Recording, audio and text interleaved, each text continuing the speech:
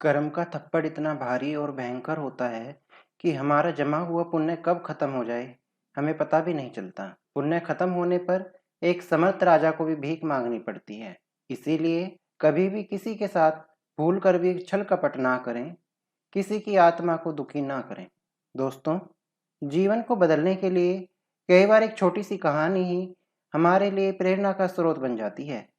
तो चलिए चलते हैं ऐसी ही एक लाइफ चेंजिंग स्टोरी के साथ, जिसका नाम है जैसी करनी वैसी भरनी।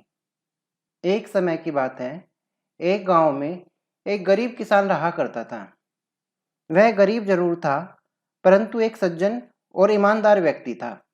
वह हर किसी के लिए भला सोचता और करता भी था। किसान एक मेहनती इंसान था। वह अपने पास मौजूद छोटी सी भूमि में खाने भर का अनाज उगा लेता और उसी में खुश रहा करता था।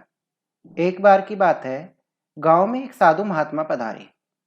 किसान ने जैसे ही महात्मा के आने की बात सुनी, वह खुशी से फूला नहीं समाया, क्योंकि किसान ने अपने जीवन में कभी महात्मा के दर्शन नहीं करे थे।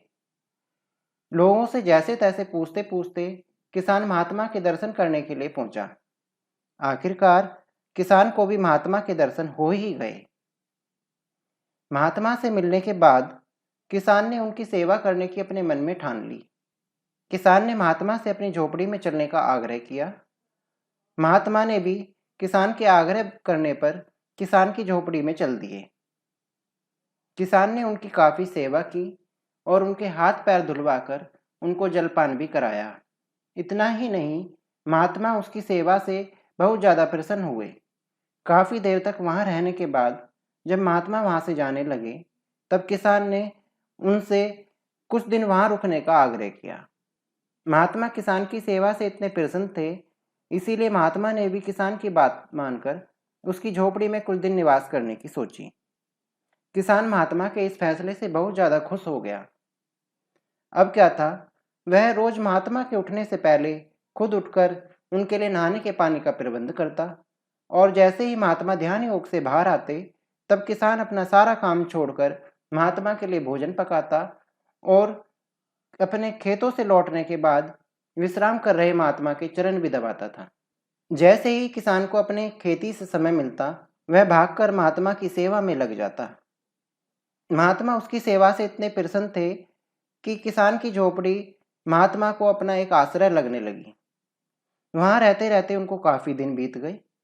हालांकि किसान को अपनी खेती किसानी से कभी फुर्सत नहीं मिलती थी, और अगर फुर्सत मिल भी जाती तो वह अन्य किसी कामों में व्यस्त हो जाता था। धर्म कर्म के लिए उसे कभी समय ही नहीं मिलता था, जिसकी वजह से वो हमेशा अपने आप को कोसता रहा करता था। एक दिन रात को भोजन करने के बाद किसान और महात्मा भूमि पर चादर बिछाकर एक दूसरे के बगल में सो रहे थे। तभी आधी रात को महात्मा को ईश्वर ने दर्शन दिए। भगवान ने महात्मा को 2 स्वर्ण मुद्राएं भेंट दी। थोड़ी ही देर बाद महात्मा की आंखें खुल गई। आंख खुलते ही उन्होंने अपने पास किसी धातु के होने का आभास किया। महात्मा ने जब उसे उठाकर देखा, तो वहां पर वाकई में 2 स्वर्ण मुद्राएं पड़ी हुई थी। उन्हें देखकर महात्मा बहुत खुश हुए। महात्मा ने उन दोनों स्वर्ण मुद्राओं को उठाकर अपने पास पड़े कमंडल में रख लिया, और फिर जैसे ही उन्होंने बिस्तर पर लेटना चाहा, तो उन्होंने देखा कि किसान के हाथ के पास भी 2 स्वर्ण मुद्राएं और पड़ी हुई हैं। उन्हें देखते ही साधु महात्मा का ईमान डोल गया। उन्होंने उन 2 स्वर्ण मुद्राओं को भी उठाना चाहा, परंतु तब तक किसान की आंखें खुल गई और वह उठकर बैठ गया। वह पास पड़ी स्वर्ण मुद्राओं को देखकर बहुत ही आश्चर्यचकित हुआ और साधु महात्मा से पूछ बैठा कि हे महात्मा, क्या ये आपका है? महात्मा ने बड़ी ही शालीनता से जवाब दिया, हाँ हाँ, ये मेरा ही है। भोले भाले किसान ने बिना कुछ सोचे समझे उन दोनों स्वर्ण मुद्राओं को उठाकर महात्मा को दे दिया। महात्मा ने उन्हें भी तुरंत अपने कमंडल में डाल लिया और फिर दोनों सो गए।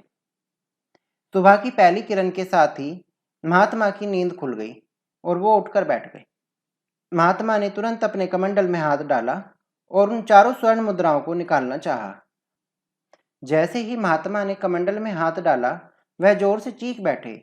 उनकी चीखने की आवाज सुनकर किसान भी उठकर बैठ गया। उसने देखा कि महात्मा के हाथ से खून टपक रहा है।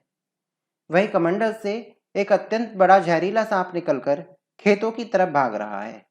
किसान ने जल्दी जल्दी अपने गांव वालों को आवाज लगाई, परंतु जब तक महात्मा के इलाज के लिए वहां कोई पहुंचता, तब तक महात्मा अंतिम सांस ले चुके थे। महात्मा के जाने से किसान बहुत दुखी हुआ। वह अब सारा सारा दिन बैठकर महात्मा को याद करता रहता और भूखे प्यासे पड़ा रहता। महात्मा के साथ रहकर किसान को एक विशेष लगाव हो गया था। महात्मा उसके लिए मात्र एक साधु सन्यासी ही नहीं, बल्कि उसके गुरु, उसके पिता, उसके अभिभावक तुल्य हो चुके थे। दोपहर के समय जब किसान अपना बिस्तर उठा रहा था, तब उसने देखा कि तकिए के नीचे उसे 4 स्वर्ण मुद्राएं मिली। यह देखकर वह फिर से महात्मा को एक बार याद करके रोने लग गया। अब उसे समझ आ चुका था कि शायद महात्मा ने अपनी स्वर्ण मुद्राएं उसके तकिए के नीचे रख दी, ताकि उसका जीवन बड़ा ही सुखदमय बन सके। दोस्तों, इस कहानी से हमें क्या शिक्षा मिलती है? ईश्वर हमारे सभी कर्मों का ज्ञान रखता है। अगर हमारे अच्छे कर्मों का ईश्वर हमें अच्छा फल देता है, तो दूसरी तरफ हमारे बुरे कर्मों का बुरा परिणाम भी हमें अवश्य दिखाता है। इसीलिए बुरी सोच रखने वालों को एक ना एक दिन बुरा परिणाम भोगना ही पड़ता है। दोस्तों, अगर कहानी अच्छी लगे तो लाइक करना ना भूलें। अगर आप हमारे चैनल पर नए हैं तो चैनल को सब्सक्राइब और शेयर जरूर करें। मिलते हैं अपनी अगली वीडियो में ऐसी ही एक रोमांचित कहानी के साथ। तब तक के लिए टेक केयर, बाय बाय।